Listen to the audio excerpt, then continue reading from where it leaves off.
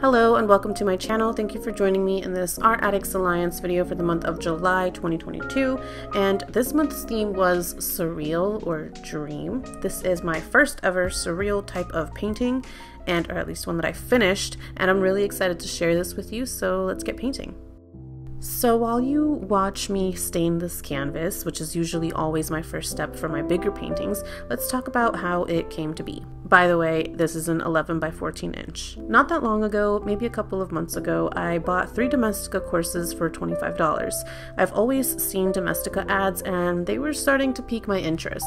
I was just very curious to see what they had to offer and the flow of their courses. So when I saw the sale, I thought, why not? What could I possibly lose? So I signed up for Eli's course in contemporary oil painting, AJ Alper portraiture in oils, and Joel Mamani surreal painting in oils. I'll be honest, the only artist I was familiar with was Eli, and I'm very familiar with her. I love her style of painting. I follow her on Instagram, and I used to join in on a lot of her challenges. AJ, I kind of heard of.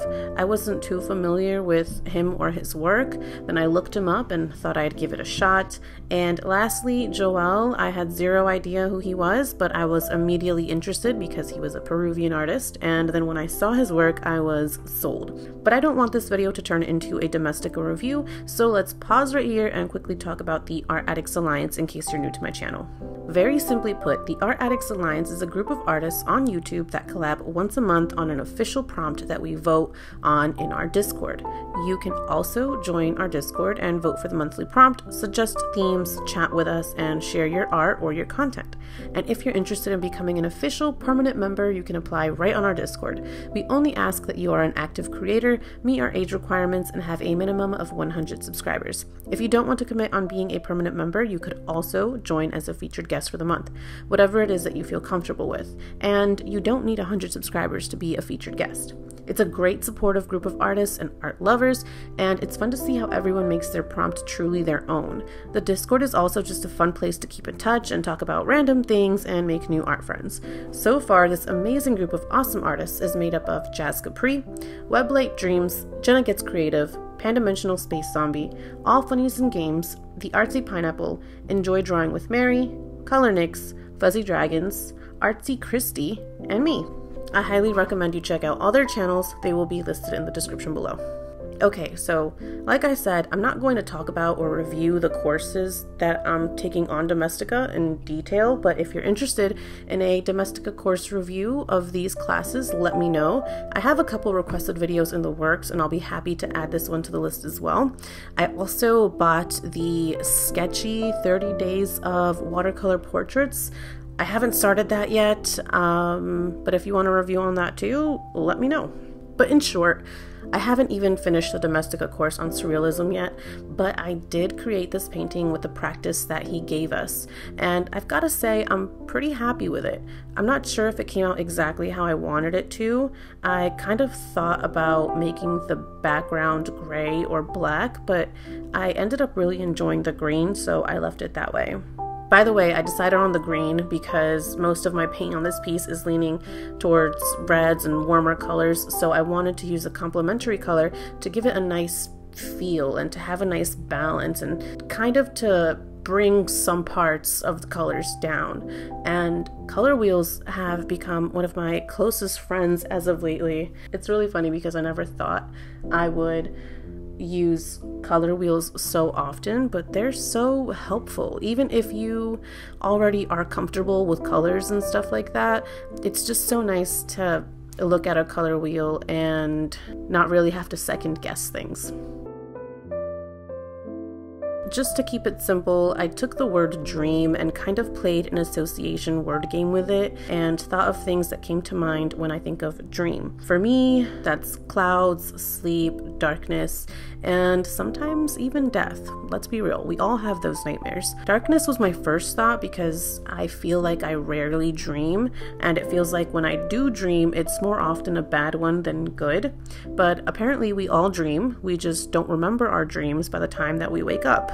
And has anyone ever heard this theory that, or I don't even know what to call it, a theory or conspiracy or whatever, that the dreams that you have are your realities in other dimensions? How crazy would that be? But it's a really cool thought. I mean, I feel sad for all other reality me's and the stuff that I've gone through in those realities, but it's a cool little thing to think about. But anyways, yeah, I took darkness as one of my things to incorporate into the painting because I never remember my dreams, and that's why I wanted the background to be black to feel kind of like emptiness, like nothingness. But I really like the way that the green ended up looking, so I didn't want to add the black to that.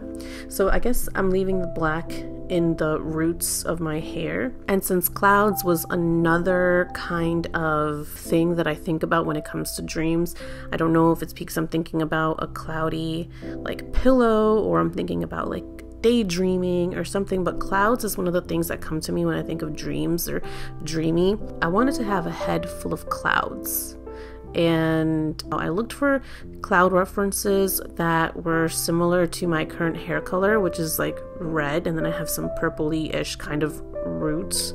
So I took those clouds, went into Procreate, and swirled them around so I can kind of have a reference of what that would look like. And then I took very cringy reference photos of me laying on my bed with my hair laid out because I knew I wanted my hair to have that cloudy shape to them. And ta-da, this turned into a self-portrait. At first, I wasn't expecting to do a self-portrait. I kind of wanted to do something trippy and weird, but when I did this little word association game and I thought of sleep and the clouds, darkness, then I kind of ended up figuring, okay, well, I'm not going to look for someone on the internet laying down. I'm just going to put myself into this painting. But it was not as bad of an experience as I thought it would be.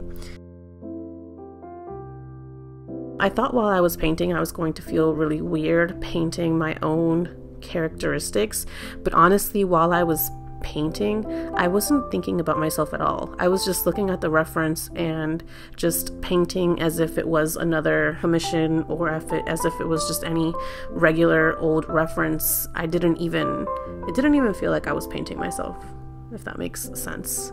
But anyways, for death, I decided to incorporate the little skulls on my shirt that I have on. So I don't know if you can tell that those are skulls, but I put that in there, and I decided to have my eyes closed, kind of to insinuate that I'm sleeping.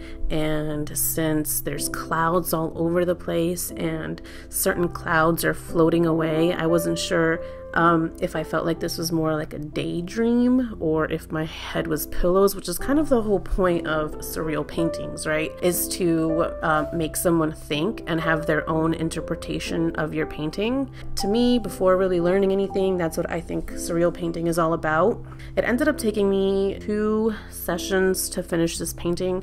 I wanted to do it all in one, but I just didn't have the hours to do it. In total, I would say this took me maybe 6 to 7 hours if I combine both days, which really isn't too bad. But yeah, I didn't really have a script put together for this because I don't really know too much about surreal paintings. Not too bad. I'm pretty happy with how it came out.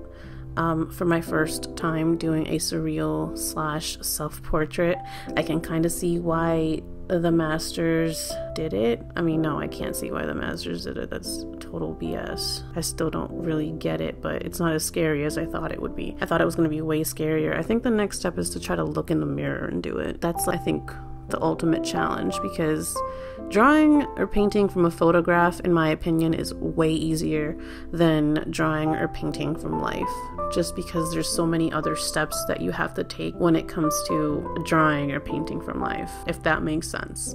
Like, from a photograph, you can compare the ratio of the photograph to your panel and kind of base the proportions off of that. But when you're painting from life, you don't have a border to help out with your proportions. It's much harder to, I guess this is what I mean. With photographs, it's easier to figure out proportions using negative space, seeing the shapes of negative space. And what negative space is just the space between your subject and the border of your picture. So when I measure things off a photograph, that's usually how I figure out my proportions, is by checking the negative space and you know, finding the shapes in the negative space first and then moving on to the actual subject itself. But when you're doing that from life or from observation, you don't really have the luxury of finding your proportions using a lot of negative space, because there's no border unless you make your own border using like 2 L brackets kind of things. But that's also not as easy, because when you make those L-shaped brackets to kind of look through, you're going to have to keep going back to that the whole time, or you're going to have to hold that up to your subject the entire time. I don't know how I got here yet again. That's all that I have for this video. What do you think about surreal painting? What does a surreal painting mean to you? What do you look for in a surreal painting? And if you would have taken the prompt dream, what would you have created? Is there something specific that comes to mind when you think of dreams? I don't know. I'm kind of happy with the way this came out. I think I'm going to try another self-portrait. Thank you so much for joining me. Let me know your thoughts below. Let me know what you would have done if you had taken part in this prompt. And I hope to see you next time. Bye.